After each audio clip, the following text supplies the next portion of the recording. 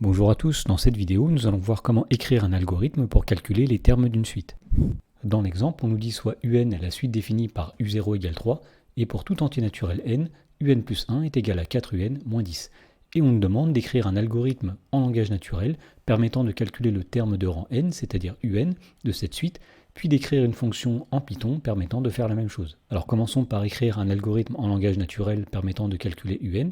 On va utiliser une variable u qui va prendre successivement toutes les valeurs de la suite, u0, u1, etc., jusqu'à la dernière valeur qu'on cherche, c'est-à-dire un. Alors on nous dit que u0 est égal à 3, donc au départ nous allons affecter la valeur 3 à la variable u. Ensuite, pour calculer le terme un, eh bien, on sait qu'il faut calculer u1, u2, etc. jusqu'à un, ce qui va faire n étapes en partant de u0. Et donc, puisqu'on sait à l'avance combien de fois nous allons répéter une même instruction, eh bien, nous allons utiliser ici une boucle pour, et on va dire, pour k, où k est un compteur, allant de 1 jusqu'à n, eh bien, on va répéter une même instruction. Et cette instruction sera d'affecter à u la nouvelle valeur obtenue grâce à la relation de récurrence qui est ici. Autrement dit, la nouvelle valeur de u sera obtenue en prenant 4 fois l'ancienne valeur de u et ensuite en faisant moins 10. Par exemple, au départ, la variable u vaut 3. Au premier tour de boucle, eh bien, nous ferons 4 fois 3, 12, moins 10, c'est-à-dire 2. Et donc la variable u prendra la valeur 2 à la fin du premier tour de boucle. Autrement dit, u prendra la valeur u1. Et donc on voit que s'il y a n tours de boucle, c'est-à-dire si k va de 1 à n, et bien à la fin, la dernière valeur de u, et bien ce sera un. Donc ici, nous terminons la boucle pour, et à la fin, pour obtenir un, et bien il suffit d'afficher la valeur de la variable u. Autrement dit, on va écrire afficher u. Voilà, donc maintenant que nous avons écrit l'algorithme en langage naturel, nous allons le traduire en langage Python. Alors, étant donné que la valeur un qu'on veut dépend de la valeur de n qu'on entre au départ, eh bien, nous allons écrire ce programme sous la forme d'une fonction. Alors, pour définir une fonction en Python, eh bien, il faut utiliser le mot-clé def, donc nous allons écrire ici def.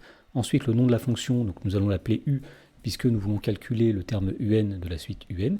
Et cette fonction prendra un argument qui sera n, l'indice pour lequel on souhaite avoir l'image. Alors, la première instruction va être d'affecter à une variable u la valeur de u0. Autrement dit, nous allons écrire ici u prend la valeur 3, u égale 3. Ensuite, pour calculer un, eh bien, nous avions dit qu'il fallait effectuer n fois une certaine instruction. Donc nous allons répéter n fois l'instruction qui consiste à affecter à u eh bien, 4 fois la valeur de u moins 10. Donc pour faire une boucle pour en Python, on va utiliser le mot-clé for. Donc on va dire ici for k in range.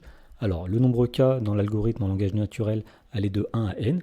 Donc, par exemple en Python, on peut le faire aller de 0 à n-1, ce qui fera n tours de boucle. Et pour écrire cela, on va écrire for k in range 0,n. Puisque en langage Python, la première valeur qui est ici, c'est-à-dire 0, sera bien prise par la variable k, alors que la dernière valeur qui est ici n ne sera pas prise.